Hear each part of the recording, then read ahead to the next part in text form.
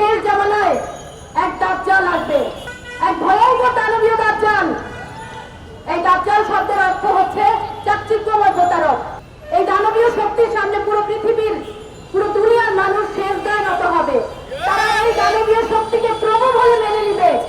এই দাজ্জালীয় শক্তির পরাতের বাইরে এক টুকরো মাটি পানি কিছু থাকবে না।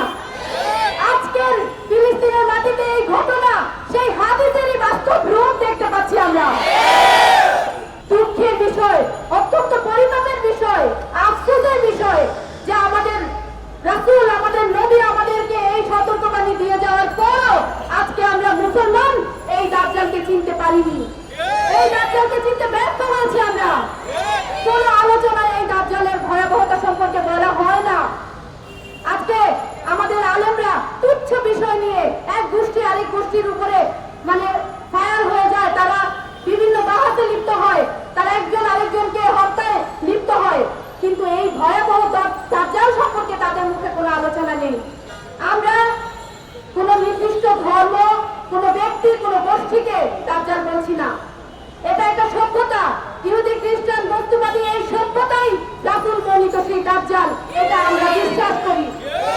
আমরা বিশ্বাস করি দুনিয়াব্যাপী যে আগ্রাসী শক্তি পৃথিবীকে ধ্বংস করার কর্মে লিপ্ত হয়েছে, যে তাণ্ডবে লিপ্ত হয়েছে, এটাই রাসূল বর্ণিত সেই দাজ্জাল। এই দাজ্জালকে যদি আমরা রুখে দাঁড়াতে না পারি, এই দাজ্জালকে যদি বিনাশ করতে না পারি, তাহলে এই আগ্রাসী শক্তি ধেয়ে আসছে আমাদের বাংলার মাটিতেও, আমরা কেউ রক্ষা পাবো না।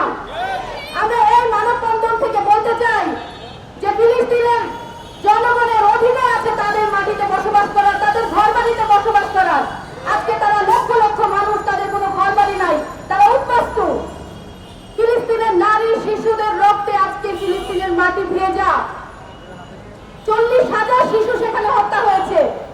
সেই শিশুরা তো জানে না কারা হিন্দু কি মুসলমান, তারা তো জানে না ইহুদি কি খ্রিস্টান কি, তারা তো জানে না কে হামাস কে আইএসটি, তারা শুধু বুঝে মাটি